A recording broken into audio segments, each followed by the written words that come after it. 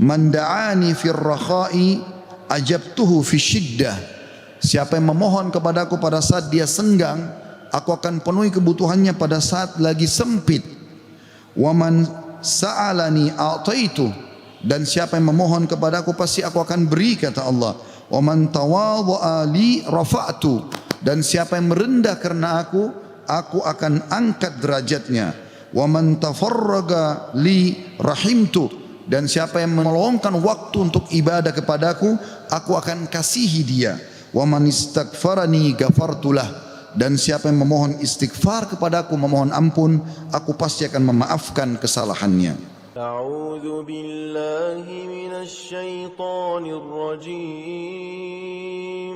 Bismillahirrahmanirrahim.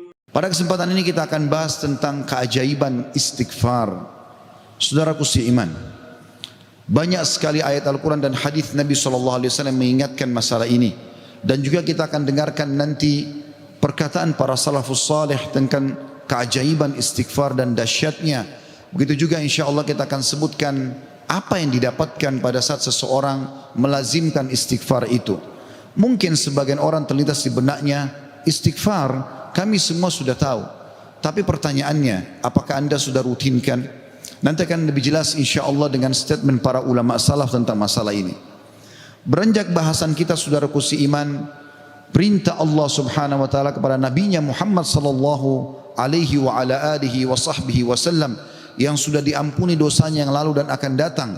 Allah berfirman, A'udzu billahi minasyaitonir rajim, dalam surah An-Nasr ayat 3. Fasabbih bihamdi rabbika wastaghfir innahu kana ghaffara.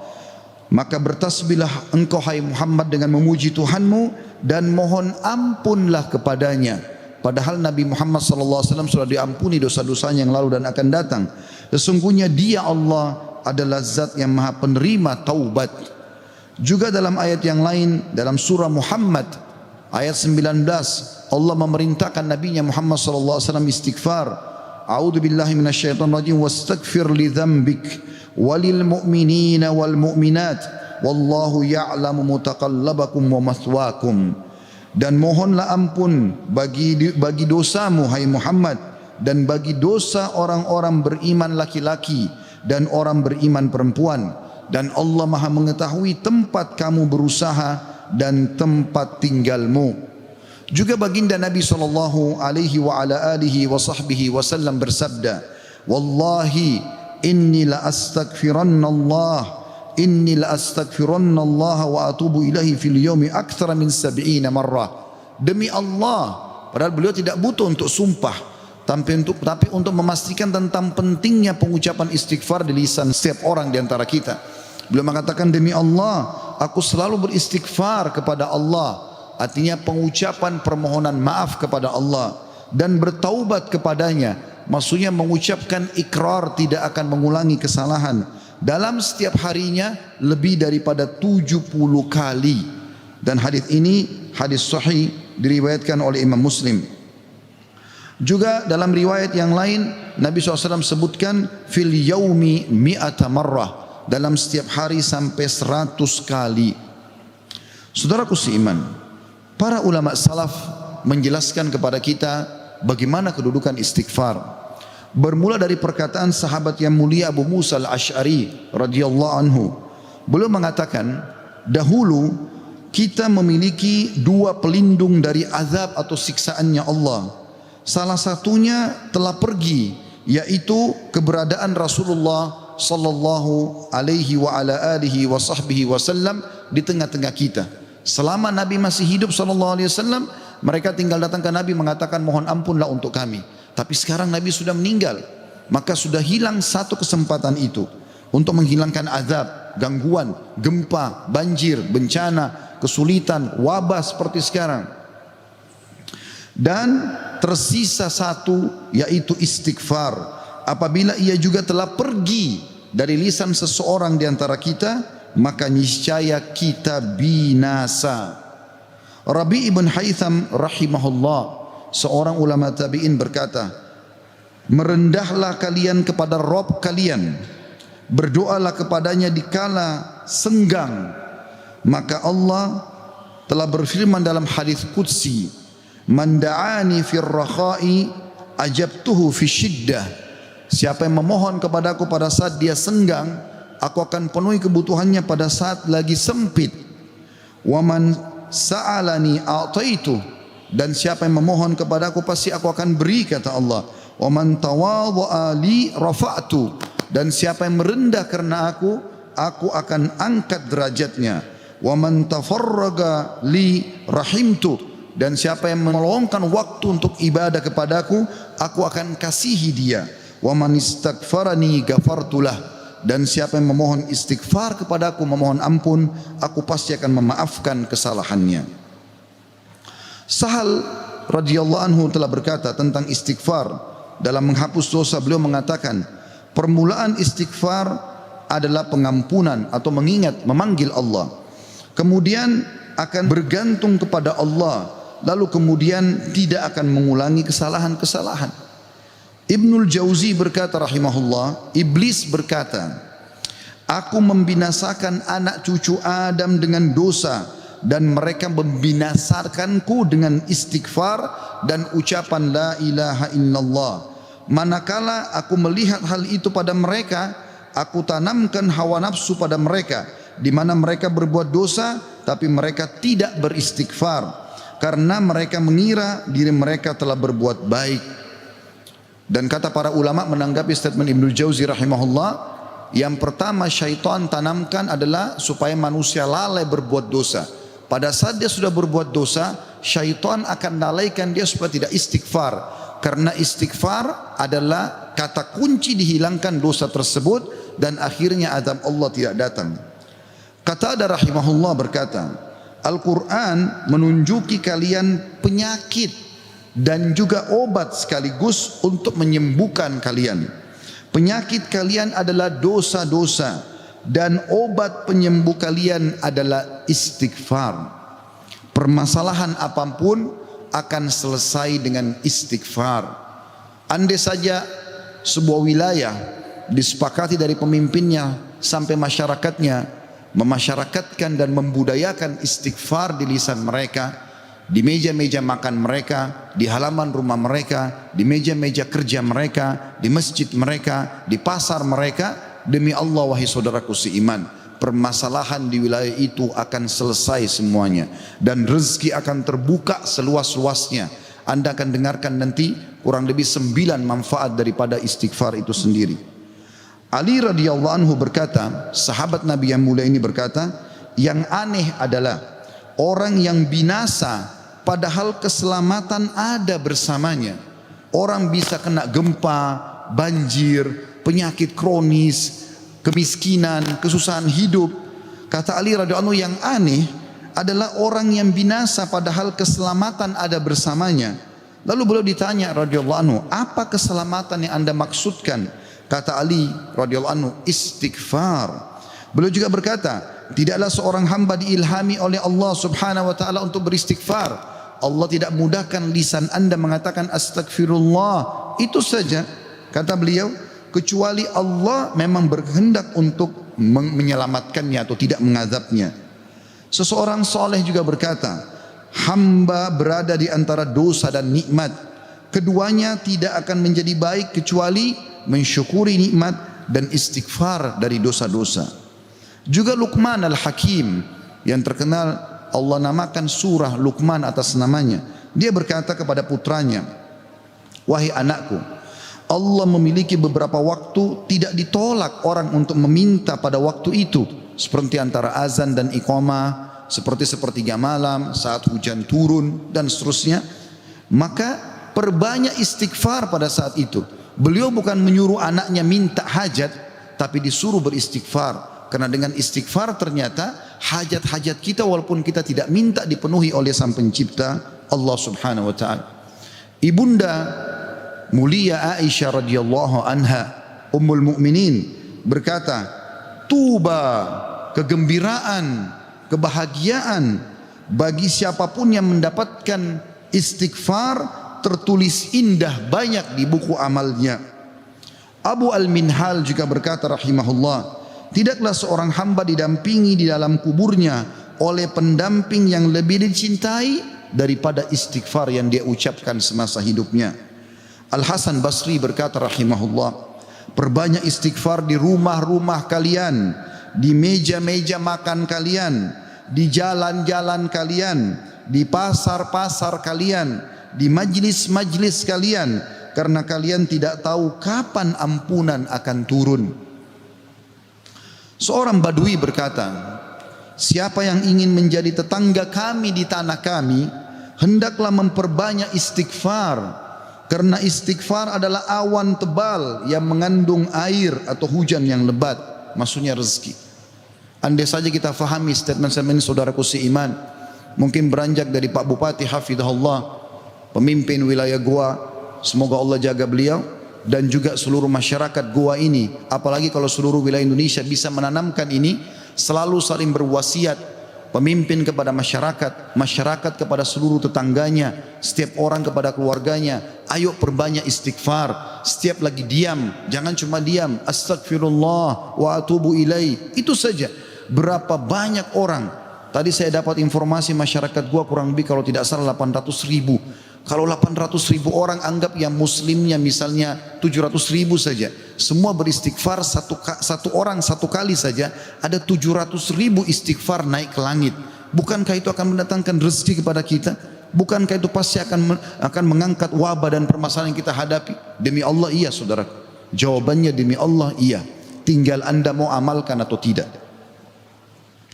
Juga Bakar bin Abdullah Al-Muzani rahimahullah berkata, kalian banyak berbuat dosa, maka perbanyaklah istighfar. Karena seseorang kalau menemukan istighfar dalam catatan amalnya, pada setiap jarak 2 baris buku amalnya hari kiamat, dia akan senang melihatnya. Ibnu Taimiyah berkata, ini statement terakhir dalam perkataan salafus salih, saya akan masuk setelah itu keutamaan daripada istighfar itu sendiri sebagai penutup khutbah kita insyaallah. Ibnu Taimiyah berkata, fikiranku kadang-kadang terpaku kepada sebuah masalah yang sulit aku hadapi, enggak ada solusinya, maka aku beristighfar kepada Allah 1000 kali. Astagfirullah wa atubu ilaih, astagfirullah wa atubu ilaih, terus saya ucapkan 1000 kali sampai dadaku dilapangkan dan masalah yang sulit pun terpecahkan. Aku kadang berada di pasar, masjid atau sekolah, tapi hal itu tidak menghalangiku dari zikir dan istighfar sampai aku meraih apa yang aku inginkan. Istighfar, teman-teman sekalian. Baik, kira-kira orang yang bertanya, apa yang saya dapatkan kalau saya beristighfar? Yang pertama, akan dicatatkan pahala buat anda sendiri, karena istighfar ucapan yang tidak butuh energi banyak, hanya lisan dan bibir kita yang tergerakkan, ya, suara sedikit saja, tidak ada energi yang besar. Itu adalah ibadah yang besar pahalanya.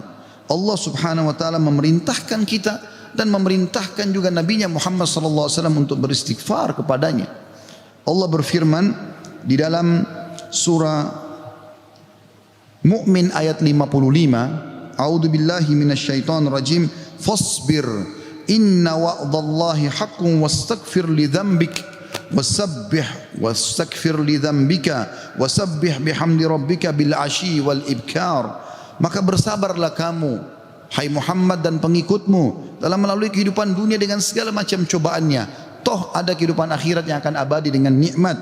Karena sungguhnya janji Allah itu benar, tidak ada kedustaan. Salat, puasa, zakat, bakti sama orang tua, bersedekah, zikir, doa, apa saja kerjakan, semua akan kau dapatkan hasilnya. Dan mohonlah ampunan untuk dosamu hai Muhammad, dan pengikutmu juga perintahkan mereka lakukan itu. Dan bertasbihlah seraya memuji Tuhanmu pada waktu pagi atau pada waktu petang dan juga pagi hari.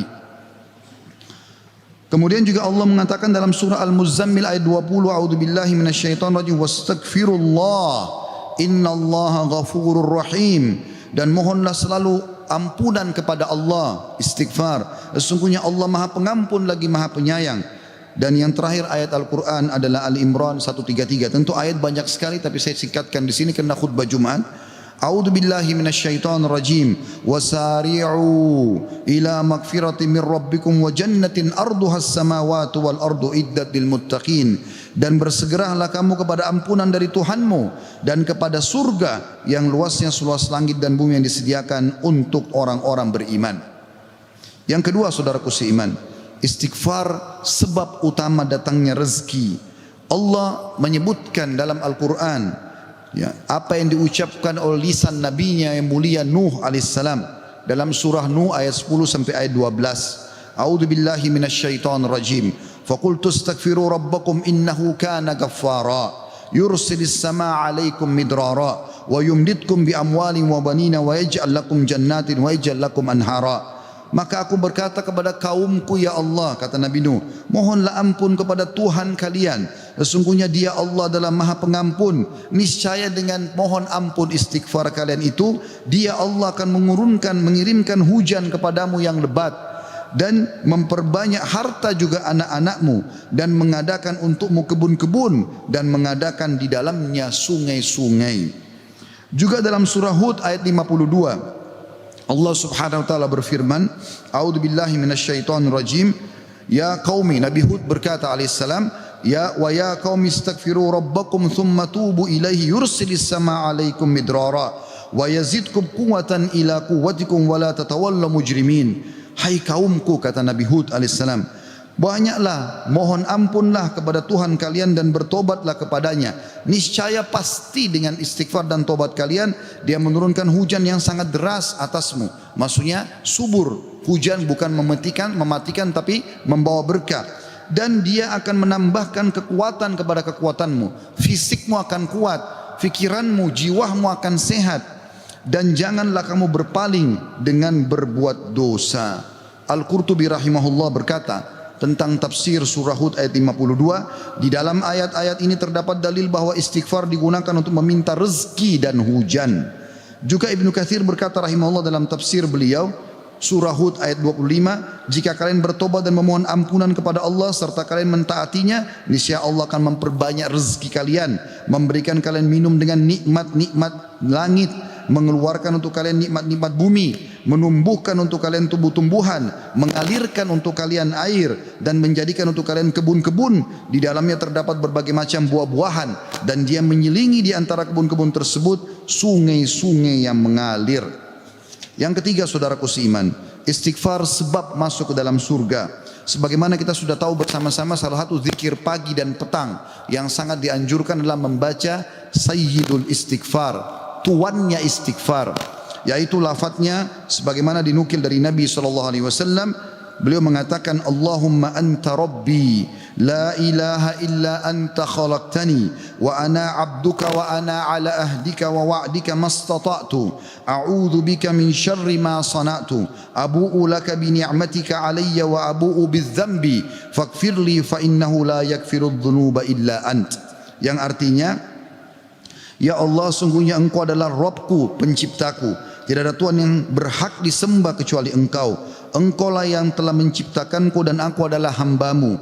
Aku senantiasa berada dalam perjanjian bersamamu. Maksudnya mentauhidkan Allah dan tidak bermaksiat. Dan aku yakin akan janjimu tentang pahala bagi orang-orang mukmin semampuku. Aku berlindung kepadamu dari kejelekan yang aku perbuat. Aku mengakui nikmatmu kepadaku serta aku mengakui dosaku. Oleh karena itu ampunilah aku, karena sungguhnya tidak ada yang mengampuni dosa kecuali Engkau. Kata Nabi SAW, siapa yang mengucapkan ini, man qalaha minan nahari mukinan, dia yakin, besok dia ucapkan di siang hari atau pagi hari dengan yakin dalam hatinya, famata min yaumihi, kemudian dia meninggal pada hari itu, qabla an yumsiya, sebelum tiba di sore hari, fahuwa min ahlil jannah, dia pasti masuk ke dalam surga. Wa man qalaha minal laili wa huwa muqinun biha, dan siapa ucapkan walaupun sekali saja di malam hari, famata, maka kemudian dia mati, qabla an yusbih, sebelum dia tiba pagi hari, fahuwa min ahlil jannah. Yang keempat, istighfar adalah sebab dihapuskannya dosa. Mohon maaf kalau sedikit panjang, saya minta waktu sekian beberapa menit lagi. Kata ada berkata radhiyallahu rahimahullah, sesungguhnya Al-Quran menunjuki kalian tentang penyakit dan penyembuhannya, yaitu dosa adalah penyakit dan penyembuhannya adalah istighfar. Allah berfirman, A'udzu billahi minasyaitonir rajim dalam surah Al-Imran 135, والذين إذا فعلوا فاحشة أو ظلموا أنفسهم ذكروا الله فاستغفروا لذنوبهم ومن يغفر الذنوب إلا الله ولم يصروا على ما فعلوا وهم يعلمون. Dan juga orang-orang yang apabila mengerjakan perbuatan keji dan menganiaya diri mereka, kalau mereka buat dosa, maka mereka ingat kepada Allah lalu mereka memohon ampun terhadap dosa-dosa mereka, dan siapa lagi yang dapat mengampuni dosa selain Allah, dan mereka terus mereka tidak meneruskan perbuatan dosa itu sedang mereka mengetahuinya. Kemudian teman-teman sekalian, selanjutnya adalah yang kelima, istighfar mencegah hukuman dari Allah Subhanahu wa taala. Saya ambil satu saja. Al Hasan Basri rahimahullah berkata, wahai anak Adam, meninggalkan dosa lebih ringan bagimu daripada mencari taubat, dan ketahuilah bahwasanya pada saat kau meninggalkan perbuatan dosa atau kau beristighfar pada saat berbuat dosa, maka azab Allah tidak akan datang. Karena Allah berfirman dalam surah Al-Anfal ayat 33, A'udzubillahi minasyaitonir rajim, wa ma kana Allahu liyu'adzibahum wa anta fihim, wa ma kana Allah mu'adzibahum yastaghfirun. Dan Allah sekali-kali tidak akan mengadab mereka sedangkan kamu berada di tengah-tengah mereka, hai Muhammad, dan tidak pula Allah akan mengadab mereka sedang mereka selalu memohon ampun. Yang keenam, istighfar sebab diangkatnya derajat. Dalam sebuah hadis, ajarkan babak ini kepada anak anda. Dalam hadis riwayat Ahmad dengan sanad hasan, kata baginda Nabi SAW, Inna Allah Azza wa Jalla yarfa'ud darajati lil abdi salihi fil jannah, fayaqulu ya Rabbi anna li hadhihi, fayaqulu bi istighfari waladika lak. Sesungguhnya Allah yang maha suci dan maha tinggi mengangkat derajat seseorang hamba saleh di surga sehingga dia bertanya, yang sudah mati diangkat derajatnya tinggi di surga. Hamba ini bingung, dia tidak pernah merasa berbuat amal yang bisa membawa dia ke derajat itu. Lalu dia bertanya, wahai Rabbku, dari mana nikmat ini hamba dapatkan? Maka kata Allah SWT, dari istighfar anakmu untukmu. Yang ketujuh, istighfar adalah sebab disucikan hati. Sebagaimana Nabi SAW bersabda, Innal mu'mina idha adzamba dzamban kanat nuqtatan sauda'u fi qalbihi. Kalau seorang mukmin berbuat dosa akan menjadi titik hitam dalam hatinya. Fa in taba wa naza' wastaghfara su'ika qalbuhu minha. Kalau dia bertaubat kemudian dia beristighfar kepada Allah, meninggalkan dosanya, maka akan diangkat noda hitam itu dalam hatinya. Fa in zadat hatta taglufa qalbu fadzalika ar-rana alladhi dzakarahu Allah fi kitabihi kalla barrana ala qulubihim ma kanu yaksibun.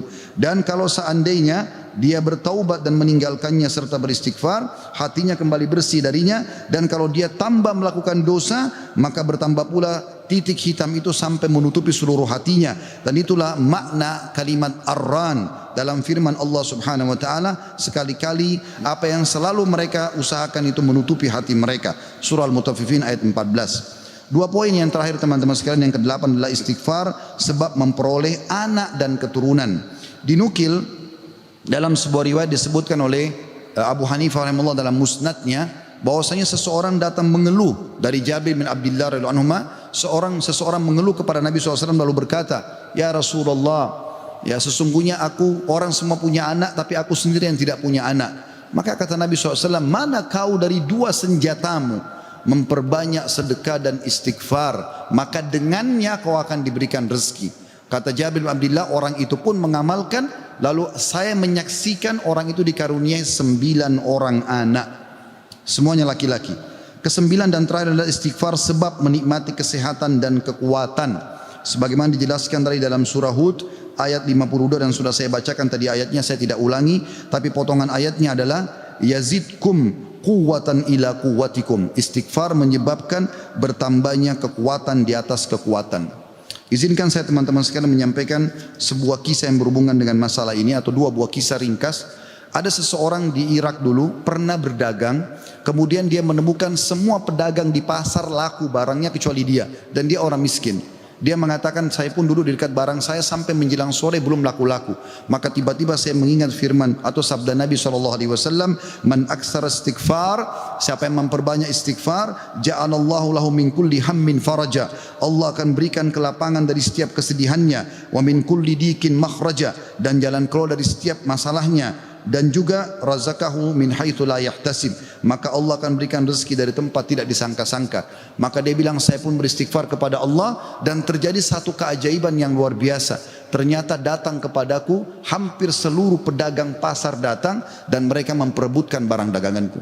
Terakhir kisah seseorang yang bernama Abu Yusuf, saudaraku seiman, di musim haji Seorang syekh, dalam kisah ini tidak disebutkan namanya siapa, sedang menyampaikan masalah istighfar. Datang seseorang setelah pengajian bernama Abu Yusuf lalu berkata, "Syekh, saya ingin bercerita tentang manfaat istighfar yang Anda sampaikan tadi."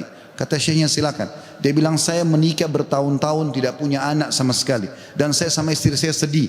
Lalu satu waktu saya pernah mendengarkan sebuah siaran tentang makna ya firman Allah SWT surah Nuh ayat 10 sampai ayat 12 tadi sudah saya bacakan ayatnya, bahwasanya orang kalau istighfar akan diturunkan hujan dari langit, diberikan keturunan dan juga harta. Lalu saya mengatakan kepada istri saya, "Wahai Ummu Yusuf, ayo kita istighfar. Sudah bertahun-tahun kita berusaha berobat sana sini tidak punya anak." Maka dia sama istrinya yang mengatakan, "Kami pun beristighfar tidak mengenal waktu, tidak mengenal tempat kecuali di WC. Kita tidak baca di WC, di tempat tidur, di ruang makan, di halaman selalu baca." Dan subhanallah kata dia Syekh, bulan itu Ummu Yusuf hamil dan lahirlah Yusuf. Begitu selesai hamil lagi masa nifas, saya bilang, "Ummu Yusuf, kita sudah bertahun-tahun tidak punya anak. Ayo kita istighfar kepada Allah untuk anak yang kedua." Kata dia, "Anda tahu Syekh, selesai nifas Ummu Yusuf hamil dan kami dapat lagi anak kedua. Dua-duanya laki-laki. Setelah anak kedua lahir di masa nifas saya bilang lagi, 'Wahai Ummu Yusuf, kita beristighfar kepada Allah untuk anak yang ketiga.' Maka saya sama Ummu Yusuf beristighfar yang ketiga dan ternyata selesai masa nifas hamil dan juga melahirkan di tahun ketiga anak laki-laki yang ketiga." Kata syekhnya, "Semoga Allah berkahi. Itu betul-betul firman Allah. Allah mengatakan Allah tidak akan pungkiri janjinya." Dia mengatakan, "Belum selesai kisah saya Syekh." Setelah itu Ummu Yusuf berkata, "Wahai Abu Yusuf, kita berhenti dulu istighfar untuk mohon anak. Istighfar untuk yang lainnya, tapi permohonan anak berhenti dulu sampai anak-anak besar." Kami sepakat 2-3 tahun kemudian saya mengatakan, "Ummu Yusuf, sekarang saatnya kita minta agar Allah berikan kita anak perempuan yang cantik dan salihah." Maka kami pun beristighfar dan ternyata Ummu Yusuf hamil dan sekarang saya di musim haji, wahai Syekh, sedang datang bersama Ummu Yusuf yang baru saja melahirkan bersama dengan bayinya, bayi perempuan.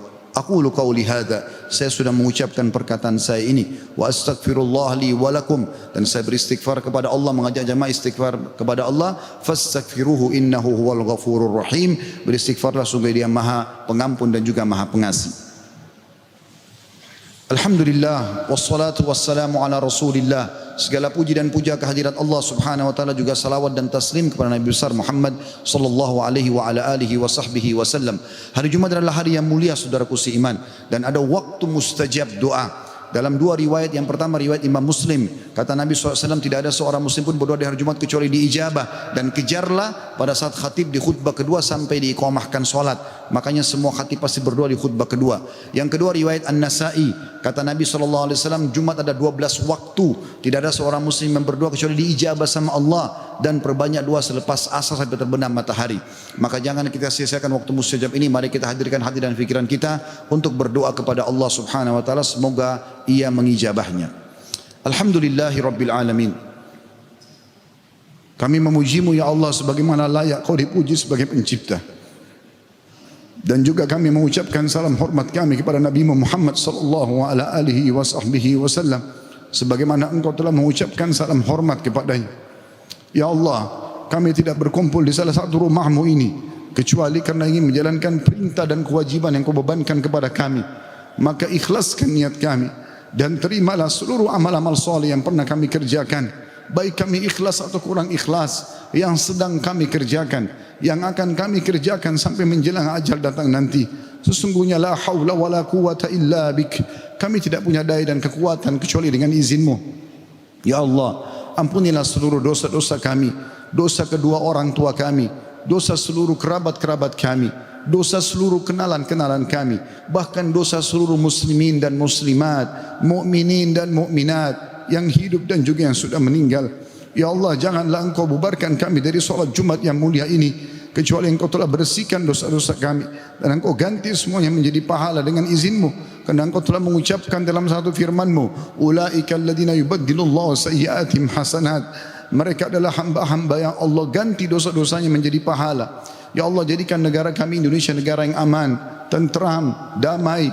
Seluruh umat Islam di bawah naungan ukhuwah Islamiyah. Dalam hal ibadah mereka kembali kepada Al-Quran dan Sunnah. Makmurkan negeri kami, lunasi utang-utang negara kami, bukalah seluruh rezeki dari seluruh penjuruhnya. Kembalikan kami semua ke jalan-Mu ya Allah. dan siapapun menginginkan keburukan bagi negara kami, bagi agama kami, bagi diri-diri kami, kembalikan tipu daya mereka kepada diri mereka sendiri. Ya Allah, tolonglah saudara kami di Palestina, di Syria, di Yaman, di Irak, di Myanmar, di Ahsa, dimanapun mereka berada sedang tertindas. Ikhlaskan niat mereka, terima para syuhada mereka, muliakan Islam di tangan mereka dan tangan kami semua, serta ikut sertakan kami bersama mereka di pahala, baik dengan doa, dengan harta, dengan jiwa kami. Dan ya Allah, satukanlah kami semua di surga Firdaus tanpa hisab, mana Engkau satukan kami dalam majlis yang mulia ini. Rabbana atina fid dunya hasanah, ya Allah berikanlah kami semua kebaikan di dunia, wa fil akhirati hasanah, dan semua kebaikan di akhirat, wa qina adzabannar, selamatkan kami dari api neraka, wa adkhilnal jannata ma'al abrar, dan masukkanlah kami ke dalam surga bersama orang-orang yang patuh. Ya Azizu ya Ghaffar, wa Izzat yang maha mulia dan juga maha pengampun. Ya Rabbal alamin, wa Tuhan alam semesta. Wa sallallahu nabiyana Muhammadin walhamdulillahi rabbil alamin. Inna Allah ya'mur bil adli wal ihsan. Allah seluruh menyuruh kita berbuat adil dan kebaikan. Wa yanha 'anil fahsya'i wal munkari wal baghi. Allah larang perbuatan keji, mungkar dan maksiat. Ya'idukum la'allakum tadhakkarun. Itu peringatan dari Allah, jadikanlah sebagai pegangan hidup kalian. Fadhkurullahal azim yadhkurkum. Ingat kepada Allah maka Allah akan ingat kepada kalian. Washkuru ala niyami yazidkum. Syukuri nikmatnya dia pasti akan tambah. Wala dzikrullahi akbar. Mengingat Allah adalah amalan yang paling besar. Wa aqimis shalah, dan dirikanlah salat.